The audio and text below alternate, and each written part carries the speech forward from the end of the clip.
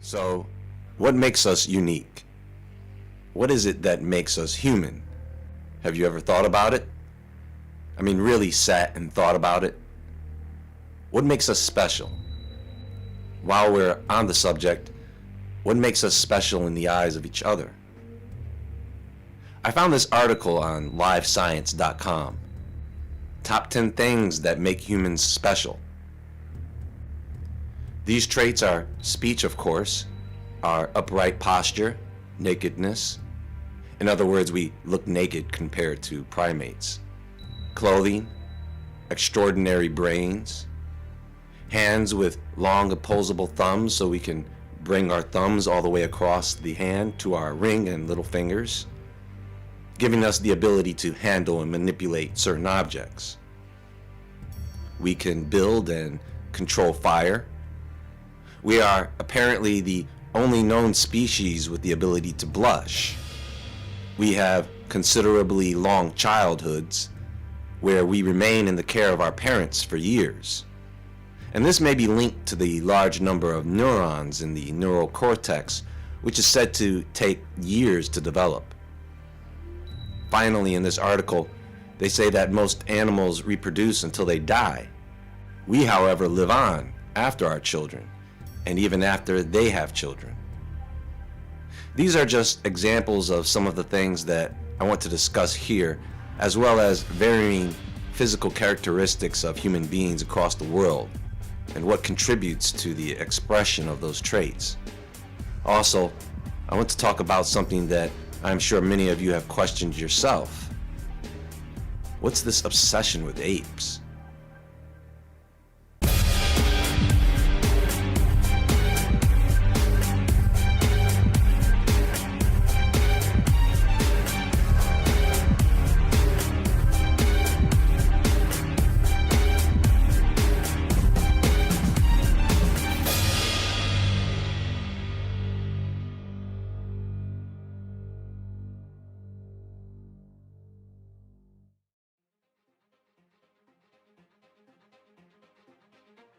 So look, folks, we are not going to go into the debate of evolution versus creation.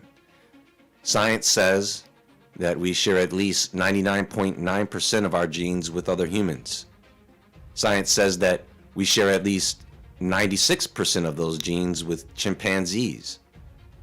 So that somehow makes them our cousins or evolutionary relatives. But you know what?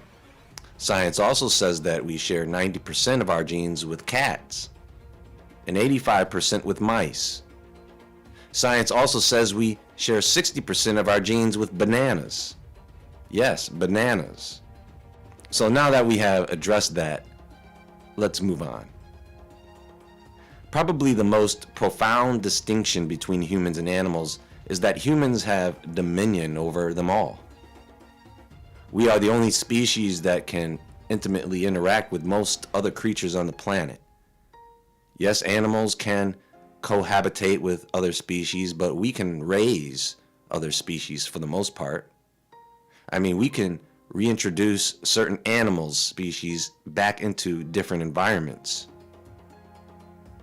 We have animals working for us. We keep them in homes as pets. Even tigers, lions, and bears. What's another potentially dangerous animal other than a lion? How about a crocodile? Yep, people are friends with crocs. How about a hippo? Yep, them too. I got it, a great white shark. Yep, we're friends with them too. We could be friends with Bigfoot if they let us. That's all Bigfoot hunters want to do. They just want to be friends. I think you get the idea. The fact of the matter is that all Earthlings have to function in the same environment. That is the true reason we share so much in common with other Earthlings. For the brains that we have, these are the bodies that we need to live in this environment. We have been able to establish a pretty solid foundation as to why and how we are very different than other creatures on the planet. But what makes us different from each other? Well, I can tell you, it ain't much. We have all come to an understanding that in certain geographical locations, people look a certain way, not with just physical characteristics, but in the way they dress and even behave. But I don't want to get too much into culture here. You see, science does not recognize race in human beings. We typically define race as a population of humans that are categorized based on various inherited characteristics. But in science, different races is the same as subspecies, and human beings have no subspecies unless you are talking about hobbits or Bigfoot. There is only one race, the human race. And the fact of the matter is, compared to other creatures on the planet, we have too much in common to be scientifically divided by race. We are just not different enough. You see, there is what we see, or what we think we see, and then there is reality.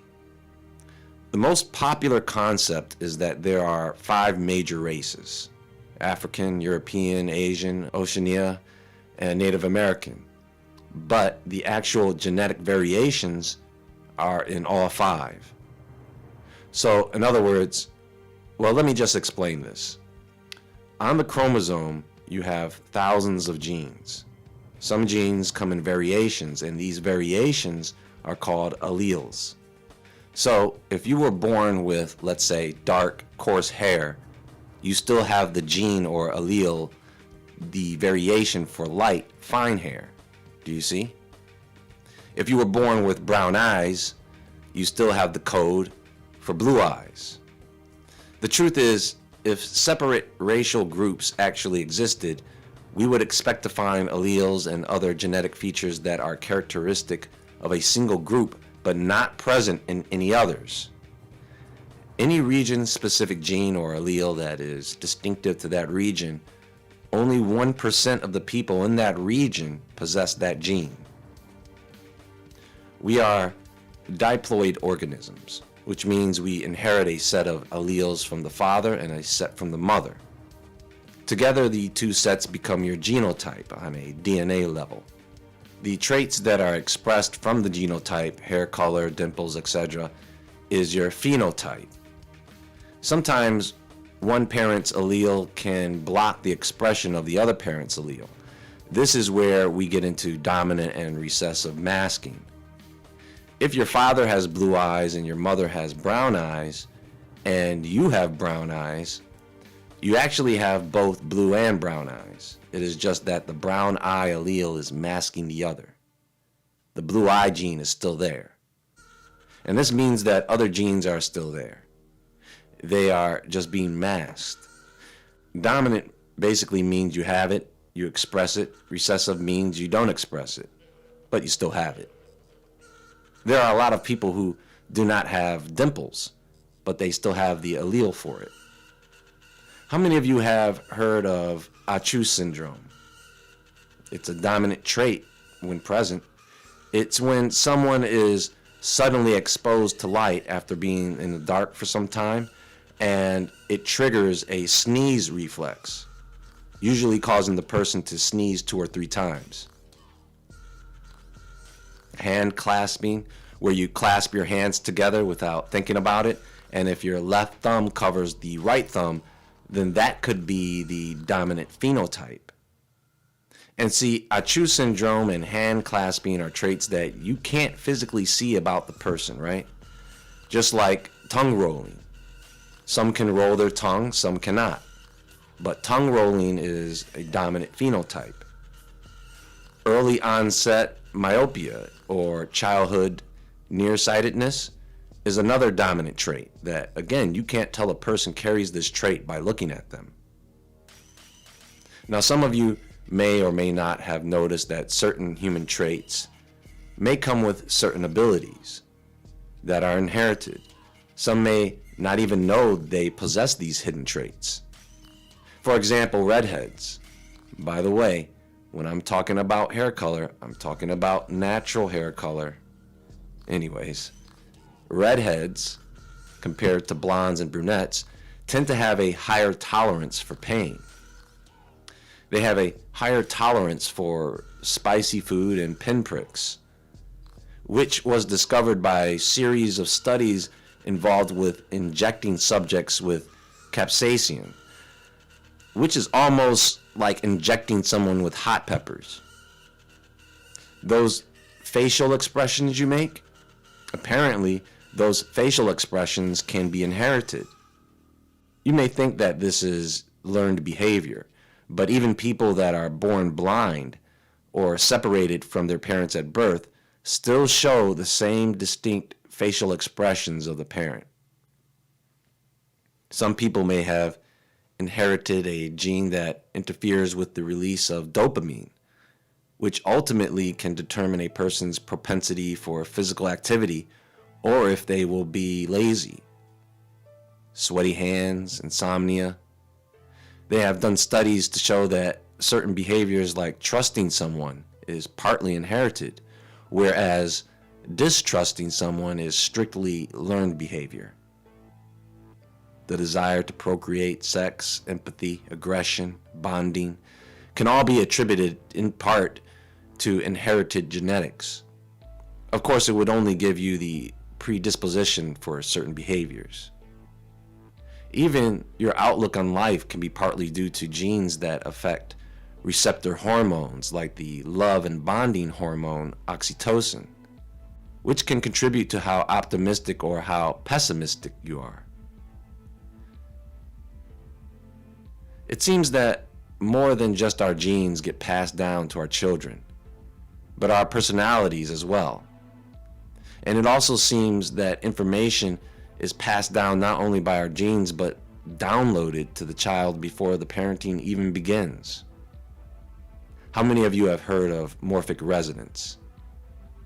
Well, parapsychologist Alfred Rupert Sheldrake authored a book entitled Morphic Resonance: The Nature of Formative Causation. Listen to this. Morphic fields in biology. Over the course of 15 years of research on plant development, I came to the conclusion that for understanding the development of plants, their morphogenesis, genes and gene products, are not enough. Morphogenesis also depends on organizing fields. The same arguments apply to the development of animals. Since the 1920s, many developmental biologists have proposed that biological organization depends on fields, variously called biological fields, or developmental fields, or positional fields, or morphogenic fields. Okay, stay with me here. Morphogenic fields are not fixed forever, but evolve. The fields of Afghan hounds and poodles have become different from those of their common ancestors, wolves. How are these fields inherited? I propose that they are transmitted from past members of the species through a kind of non-local resonance called morphic resonance. The fields organizing the activity of the nervous system are likewise inherited through morphic resonance, conveying a collective instinctive memory. Each individual both draws upon and contributes to the collective memory of the species. This means that new patterns of behavior can spread more rapidly than would otherwise be possible. For example, if rats of a particular breed learn a new trick in Harvard, then rats of that breed should be able to learn the same trick faster all over the world, say in Edinburgh and Melbourne. There is already evidence from laboratory experiments that this actually happens. Now, what does this mean for all of us? Well, it may mean that we are more than just individual human beings. It seems as a collective, we can influence each other on opposite sides of the planet. And I guess that could be one of the reasons why now we see madness everywhere. There is more to come, more to receive. Stay tuned. Be sure to visit woodwardentertainment.com and the Woodward Entertainment Store. You can follow me on Instagram at JAEWoodward. Until next time, folks, have a great day. And as always, stay awake, stay aware, stay safe. and I'll talk to you all soon.